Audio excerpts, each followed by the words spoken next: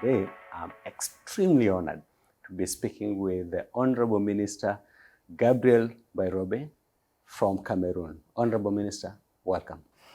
Thank you, Mr. Waiganjo.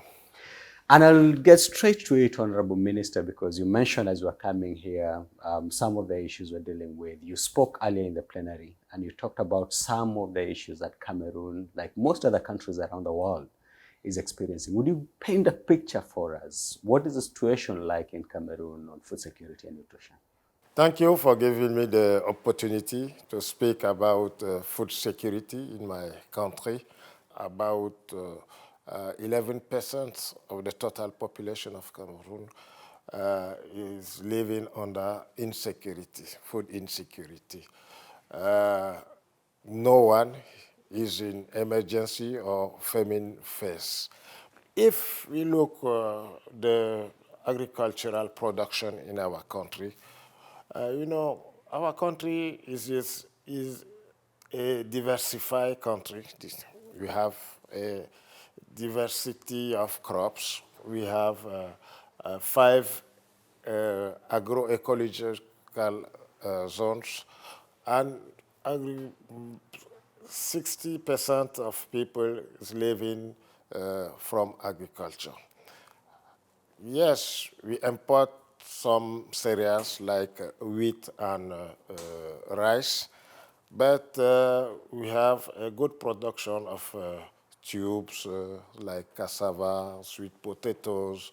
We have a good production of plantain, and we have vegetables and cereals like maize, sorghum, and other food. We think that we have the potential to be self-sufficient, but the main problem is the road from farm to market. We have to build some roads in order to link the production basins with the markets. And we are trying our best to achieve the SGD 2 zero hunger in our country. Fantastic. And that's a really impressive picture of what Cameroon is. As an East African myself coming from Kenya, whenever I travel to Cameroon, for example, it feels like I have landed in the promised land in a sense. It's highly productive, green, and probably one of the most agriculturally rich countries in Africa. And the question I have for you, Honorable Minister, is as you deal with this crisis, as you deal with issues of 200 plus thousand people who in emergency, food emergency situation, what are some of the actions you are starting to take to ensure that you get to a place of zero hunger? Yes, the most challenges we face in food insecurity is sociopolitical crisis in the northwest, southwest, and far north region. We have climate change, and we have, about climate change, we have some floods in some region because there's a lot of rain. And we are putting in place a resilience system in order to master the use of natural resources like water, to supply improved seed in order to mitigate the negative impact of climate change, and to give subsidies to farmers in order to have an affordable price of fertilizer. And we are setting up some projects to build the capacity of the farmers, because we need farmers who can increase their production, increase the yield, and follow the good practices in agriculture.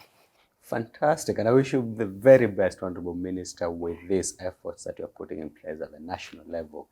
And I come to CFS, the Committee on World Food Security, which is a unique multi-stakeholder inclusive platform where you governments come together as civil society, the private sector, and all the other stakeholders, including UN agencies, international financial institutions, and look at the most critical issues and how those issues can be addressed either through very honest conversations, like what's going on now in the plenary, in the ministerial segment, or formulation of policy guidance that then you use at the country level to inform your own national legislation and policies.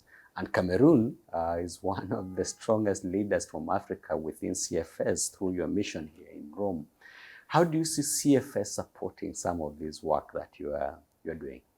I'm so delighted to be involved in this high-level discussion in CFS. I think that CFS is a very high-level meeting that gathered countries, and since we are here, we noticed that we have the same challenges. So we heard about other countries, how they mitigate some challenges or some shocks.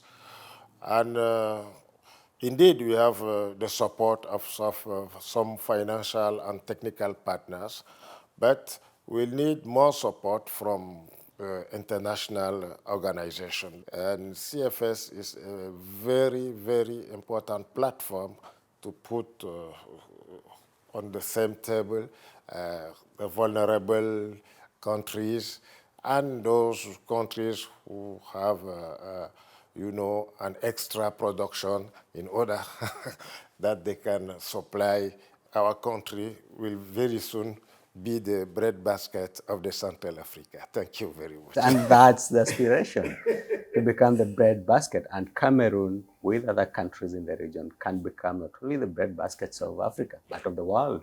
Yes, because as our head of state used to say, we must consume what we produce and produce what we consume. This is our keyword to end this discussion. Thank you. Thank you.